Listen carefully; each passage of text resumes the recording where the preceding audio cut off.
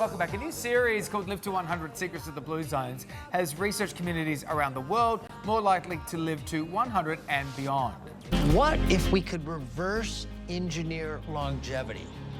I spent the last 20 years trying to do just that. Instead of looking for answers in test tubes, I found 5 places around the world called blue zones where people are living to 100 at the highest rates in the world. And these secrets could help every one of us to get every good year we can get out of this body of ours.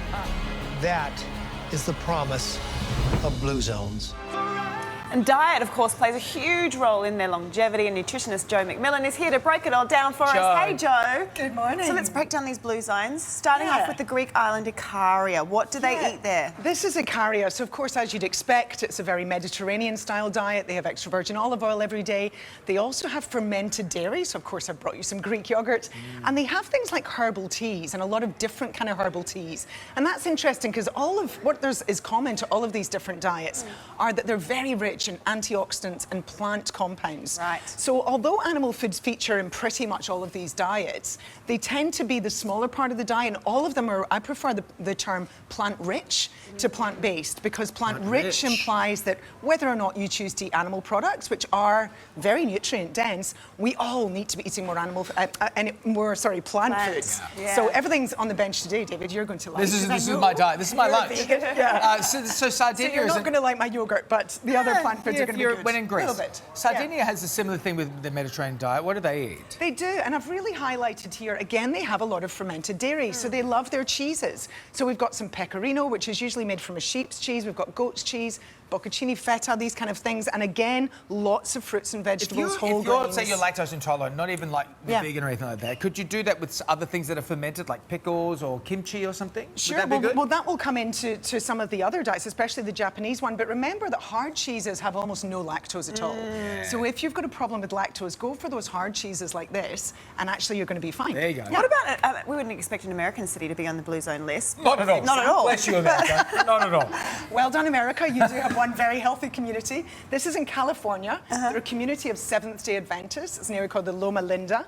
And actually, there's been a lot of research on Seventh-day Adventists. So we know that Seventh-day Adventists who have a handful of nuts every day live much longer lives. We know that they eat lots of things like tomatoes. And they have lower rates of both breast cancer and prostate cancer in men for those people who are eating the most tomatoes. Yeah. So again, it's a very plant-based diet. Not all of them are vegetarian. Some of them do eat some animal foods, but it's again this very plant-rich diet. Right. No alcohol there, too. And they don't have alcohol. But interestingly, of course, those Mediterranean ones, they do enjoy their wine.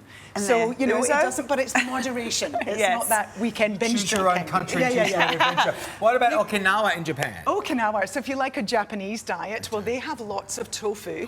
And what's interesting about Okinawa is, although they have some rice, they have less rice and they have more of these sweet potatoes. Oh, a lot of sweet potato. Yeah. It's like 85% of their... It's a huge part of their diet. Yeah. Well, Is that good for your sweet potato? it's incredibly, that beautiful orange colour are the carotenoids that are present. And again, these are antioxidants. They have very beneficial effects. They're part of this group. You might have heard me use the term polyphenols before. Yes. It's like the buzzword in nutrition research. Yep. Associated with good gut health, better brain health, and so on. Polyphenol is my drag name. Yeah, nice one. Costa Rica was researched as well. And then the last one, this is the Nicoya Peninsula in Costa Rica, and they have what they call the Three Sisters, which is squash, or pumpkin you might know it as, corn and beans, and coffee. So I thought that might please the coffee lovers, that actually, again, it's polyphenol rich, and that beautiful colour of these gorgeous black beans are more polyphenols. So you can see that there's this commonality in the diet here. A lot of fibre. Lots of fibre, lots of vitamins, nutrients, incredibly broad spectrum of diversity of plant foods,